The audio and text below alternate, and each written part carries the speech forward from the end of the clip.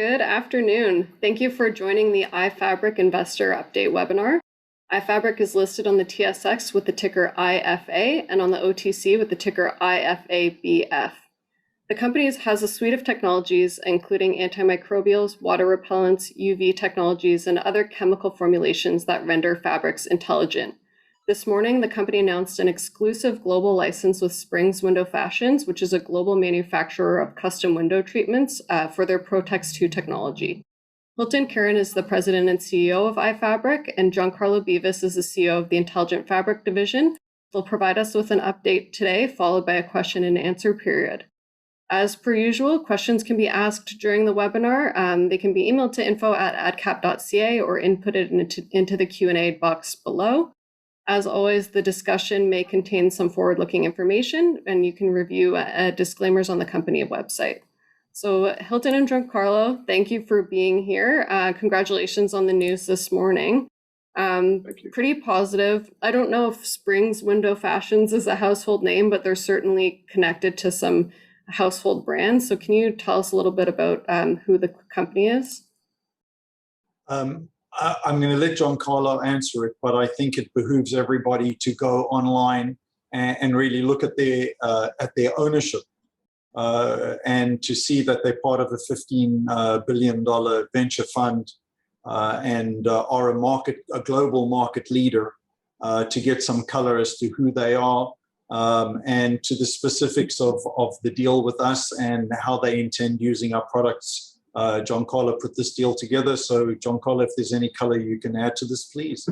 Sure. Yeah. So Spring Windows Fashions is probably, it's certainly North America's largest commercial and residential window covering manufacturing, could even be top 3 globally. As I say, they do commercial window coverings, everything from offices and condo buildings and hospitals, things of that nature, all the way to the fancy floral blinds that you can hang in your home. And what we've struck a deal with them is to integrate Protex 2 and Protex 2 AV into various different products across their different product lines. They have brand names called Metro Shade. They're sold in Home Depot across all of the United States and Canada. And really any kind of window covering product you can think of that they make, we're working to try and integrate our products into each and every one of those lines. To start, we're going commercial, and I'm sure we'll expand from there. At least those are the plans as of right now. And so what is the plan in terms of a timeline and expected ramp up with the company? Well, we're a little bound on some of the timelines we can give out because they don't want to necessarily tip off their competitors to what they're doing and when those products will launch. But we have shipped goods already in a small way to do some small production, and the projections for the quarters coming, 2 and 3 quarters coming from now are all escalating, signaling that it's going into a wide variety of different programs for a wide variety of uses. And how long have you been talking to them for? How much due diligence did they do on Protex 2? Well, they explored a host of different other technologies. I'm trying to remember when I first came across them, probably a couple months into the pandemic so it's been almost a year in the making by the time we test. And the interesting part about them as a customer is very different to what we do in let's say an Under Armour or a Lulu or a Scrub or anything like that. It's not just a simple, easy application. It's a whole new R&D cycle for us to try and integrate into fabrics and products that we've never done before. Which is exciting because we can use the learnings we got from the Springs programs to expand our portfolio and our customer base in other industries. So it's taken some time, but they've been a fantastic partner. We've been integrated in multiple areas across their supply chain, from China to Korea to Turkey to a whole host of other places. And in fact, we've hooked them up with our South Korean distributor to do some of the fabric manufacturing for them as well. So that we've not only added value from the technology standpoint, but from the supply chain and application standpoint, we've also added that to the deal. That's great. And obviously a huge amount of potential there. And, they're quite a large company among a number of large companies that you guys have announced over the last year or so. Tumi being one of them. So why don't we talk about that for a minute? Because I think that's also pretty exciting. You've got the officially on the market now, the 19-degree Tumi products available. Yeah. I think the first question is, do you buy yours yet? because I think that's what everybody would really like to know. But we're pretty proud of it. Tumi's a premier brand. We're happy to have them as part of the portfolio. Their brand is the type of premium brand that we see Protex 2 as. So our integration into that is quite helpful there, and the growth potential with them is obviously substantial. They're owned by the large group of Samsonite. The Samsonite group had used an alternate technology a few months back that didn't work so well. And so that's just given us an opening in the bigger group of companies to be able to expand our reach there. And it's opened up a whole host of other opportunities in the luggage and travel space. I mean, when you get recognized by someone with the ilk of Tumi, the whole travel industry kind of has that has the connotation with excellence. So the Protex 2, it's opened up some other doors that we can't really speak of here, but that we will be trying to push our way through in the coming months. I guess that's an interesting point. So with some of these other brands similar to Tumi, do you expect the sales cycle to be the same length, or do you think it'll be much faster now that you have inroads with some of these other major brands? Yeah, I mean, if we were to just go through the Samsonite group and go from Tumi into those other products, I mean, the sales cycle will be shorter. There still will be some development because they just don't use the same types of materials. What you buy at Samsonite for $70 isn't what you pay $300 at Tumi for. So there will be some differences, but the application for the most part is similar. So I think that the development cycle will certainly shorten. And then, as I said, with the Springs contract and development, we've learned a lot of things about the technology in the last little while, just thanks to Springs becoming a customer. So that'll certainly help us use those application methods across a broad spectrum of customer and industry going forward. And just going back to Springs quickly, in the press release, you mentioned a number of viruses and bacteria. So is the interest, obviously a lot of the topic of discussion has been around COVID, but you've done testing on all these different viruses and bacteria. What is the main interest that you're seeing from these brands? To be honest, as a broad spectrum antibacterial and antiviral, I think our goal always from the beginning with any of the kill claims that we wanted to do was to get very specific with a whole host of pathogens that we could kill, and not just name one or two and try to ride the coattails of that. I mean, the products work against anything we've ever tested against, and we want to continue to test any of the new bacteria or viruses of interest coming in the future. So I mean, sorry, I lost my train of thought there. So yeah, I mean, at the end of the day, I think that we had tested a lot of those viruses specifically many, many years ago. I mean, the H1N1 and the norovirus testing that are listed there, those were done when we were trying to work with the cruise lines and kind of got blocked out by a big janitorial customer. Now they've come back full circle. So it's a good thing to have a library of all of these different viruses, because each and every one of these customers don't just want one thing. It's a great marketing story to start with COVID now and move to norovirus in 6 months, to move to MRSA in 4 months after that. Right. And speaking of COVID specifically, I guess obviously Under Armour masks were a big part of the business. How are things looking with Under Armour currently? I know that the company's not solely focused on masks with Under Armour, so maybe you can touch on that. Yeah, we've had a business with Under Armour in their sportswear with Protex 2 as its original version for many years, and that continues to grow strong. We're looking at doing the AV and a whole host of other programs with them, not just masks. And I mean, the mask was a great boom. Don't get me wrong, we enjoyed it while we had it, and it was a great PR piece for us at the same time, and hopefully we helped protect a few people along the way. But that wasn't going to be them not selling masks or selling less masks as of this point isn't going to negatively affect our business or relationship with them or revenues. And the change in the lift and stay at home orders and the dynamic around COVID has changed pretty dramatically over the last few months as well. Can you talk about how that's changed the business over the last few months? Yeah, I mean, I think the lift has helped with the retail side of business, where people are just ordering more product and they're trying to get stuff in because, as I've said a few other times, come holiday, I think we're going to see some drunken sailor syndrome at retail level, where people are trying to get goods in quickly. From the aspect of using our technologies, the Protex 2 and the Protex 2 AV, the appetite is still there, because although COVID's gone and although stay-at-home orders have been lifted and things of that nature, they're still very nervous about it.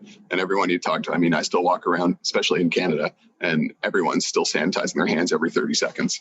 So while in the US it might not be so so diligent, they still have the appetite for a product that doesn't require to do anything other than have it on their body to help protect them, or on any surface to protect them.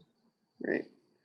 I think really to that point, Tina, it's an across the board 2 months of really activity we haven't seen in 2 years. And we're seeing it in both businesses, and it's across everything now. I think inventories were so low. We've seen record orders across the board. So this is really a healthy time going forward, and with what we're shipping now. Those people that did have inventory and that did, lay in goods are in the pound seat right now, right across the board. Mm-hmm. And then, get a sense that there's a resurgence in the apparel market every time I walk down Queen Street now. What's the update on some of these private label launches? We actually have quite a large amount of it. Our warehouse has never been fuller. We're kind of bursting at the seams. So we have a lot of that kind of stuff going out in the next, I'm going to say 2-3 weeks, that we'll start delivering. Some of the more seasonal products like base layer and things of that nature are about to move into stores, which is a scary thought. We're not even in August yet, but the minuses are around the corner. So we're starting to flow those products in. All of our underwear programs have been outperforming the previous programs and the buyer's expectation by a substantial amount. And so, I mean, everything's going well, and now it's just a matter of trying to keep up with the demand for everything and deal with the global freight issues that are out there, and work our way around them as best we can to try and get as much product here as quickly as possible. So do you expect that to be a major challenge, or do you think is that a major bottleneck for the company right now, or how are you working through that? I wouldn't call it a major bottleneck. It just requires more planning.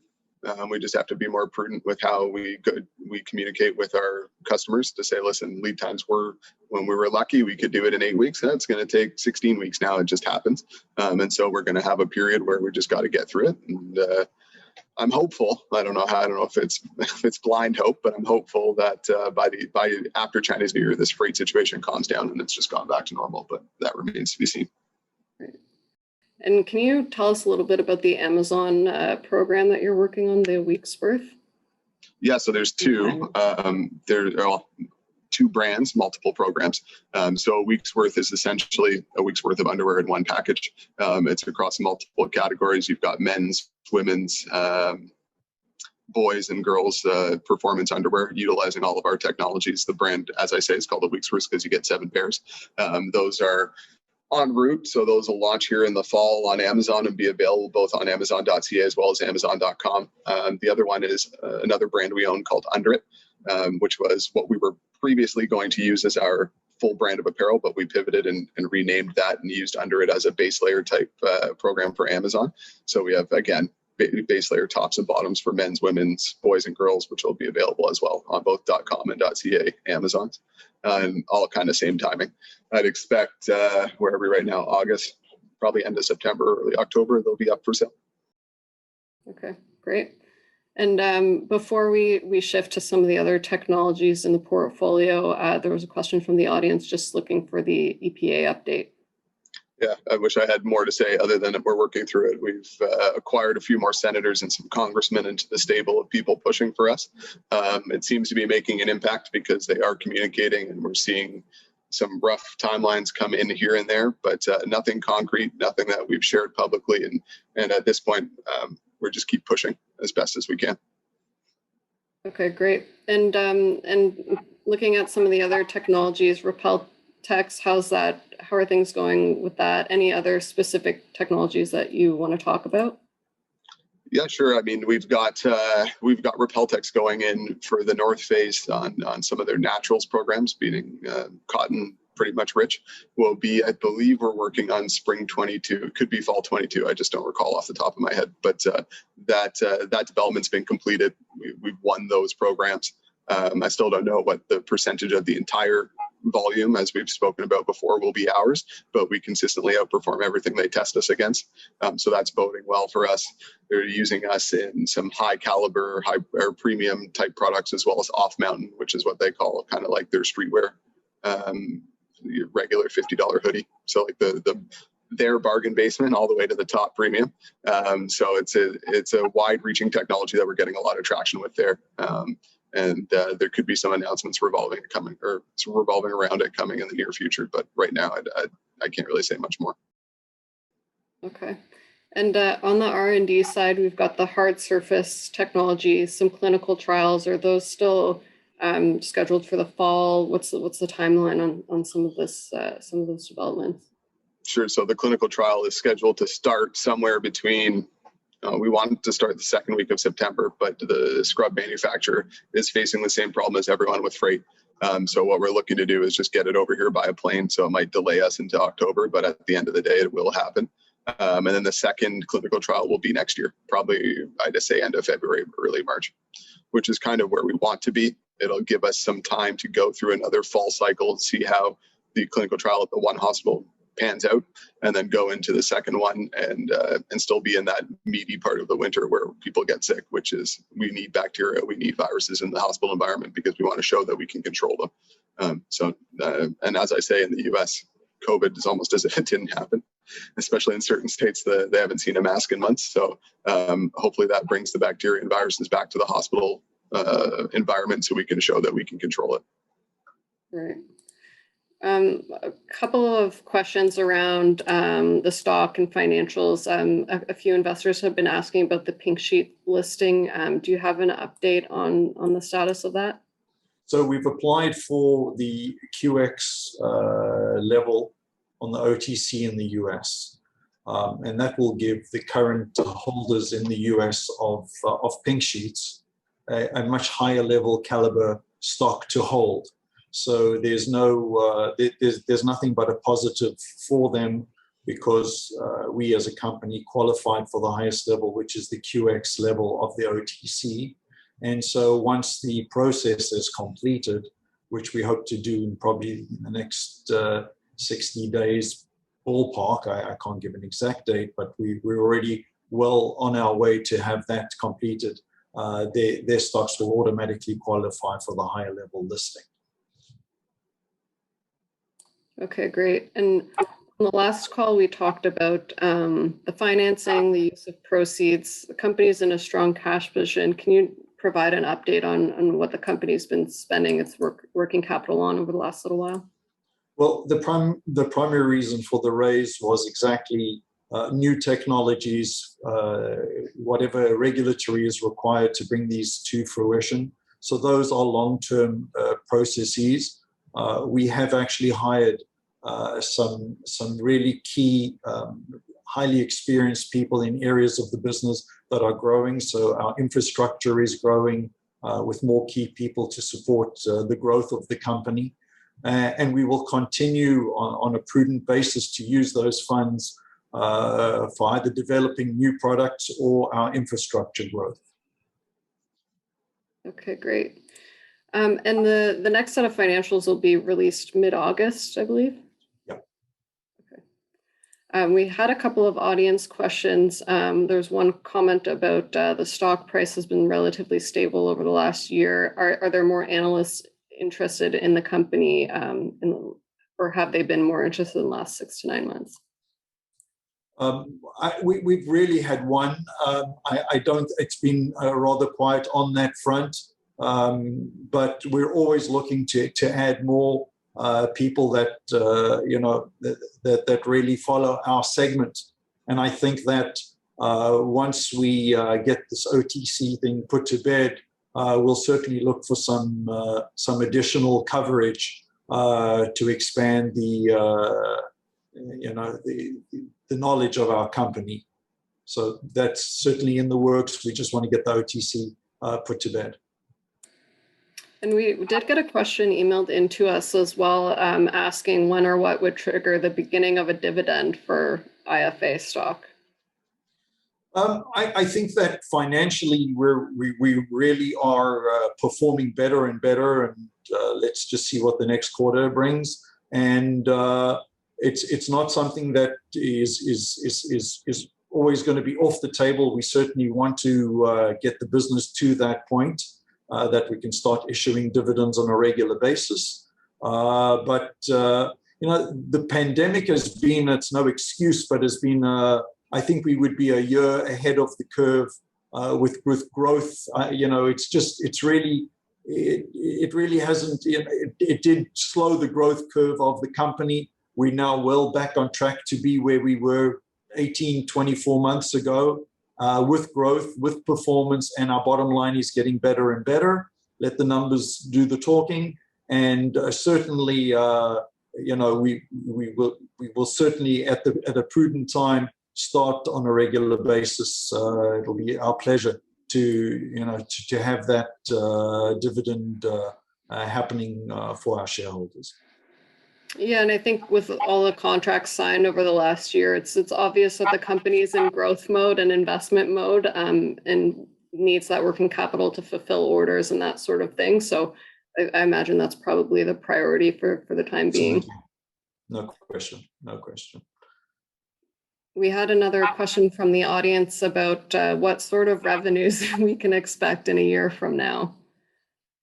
We are in such a now, it's an interesting question. It's an obvious question. And the fact of the matter is, my only reservation in throwing a number is one doesn't have a crystal ball where people are talking about a fourth wave. So we're trying to bring staff back and we're trying to get business back to normal. But there's this undercurrent of, are we really out of the woods? So there is such a range of what can really happen. I could say to you very easily, in 6 months, we did all of the year before in the last year. So we know we're going to beat last year handsomely. Could we really exponentially increase the number in the next 12 months? The answer is yes. We also know what we're working on. We bring out, it takes, as we've alluded in this conversation, it takes a year to develop. We've got other things with companies anything bigger than we've ever been working on that we're in development now. That could double our business with one program, but it's going to take a little bit to get going. I think it's genius. What I really am proud of the team is that we are adding market leaders in new product segments. So the window coverings, these are all new market segments for us. I don't know where the porosity is, but we had other competitors of Toomey within a week of hearing that, calling us and wondering, what's Toomey doing and can you do it for us? So all these new segments are adding phone calls and adding interest.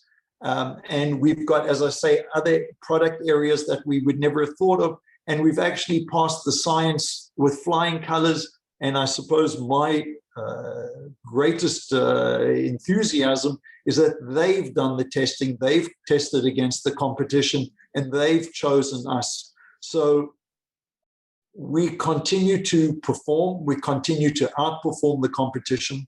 So to answer the question, where could we be 12 months from now?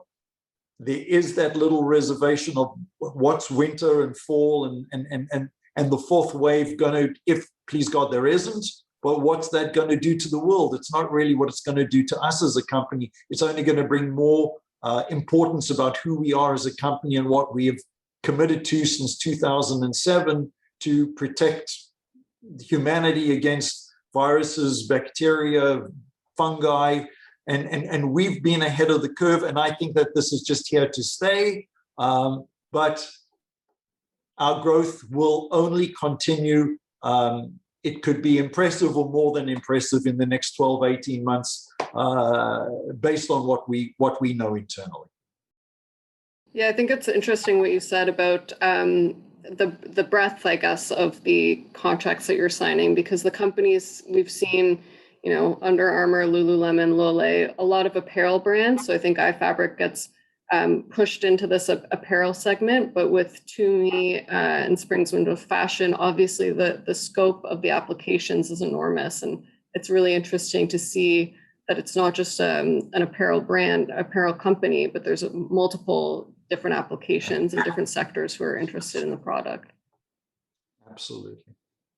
So we did get another question about the clinical trials. I think we addressed this already, but maybe we just reiterate the timelines and whether or not that's shifted over the last few months. Yeah, nothing's really shifted. Maybe about a month, 4 to 6 weeks, I would say, just based on production timing from the scrub company, not necessarily our own. So we expect that the one clinical trial will be as planned for somewhere between September and October, and then I would hazard to guess the second one will be somewhere between the end of February and the end of March is my best guess as to when that one will happen. Okay, great. I think those are all the questions that we have. If anyone has any additional questions, you can email me at tina@adcap.ca. We just did get one last question. Are the cruise line and hospitality industries reaching out to you? We've had some discussions with some major hotel chains and brands with regards to a few things, textile as well as hard surface related. The cruise ships we haven't had any communication with as of right now.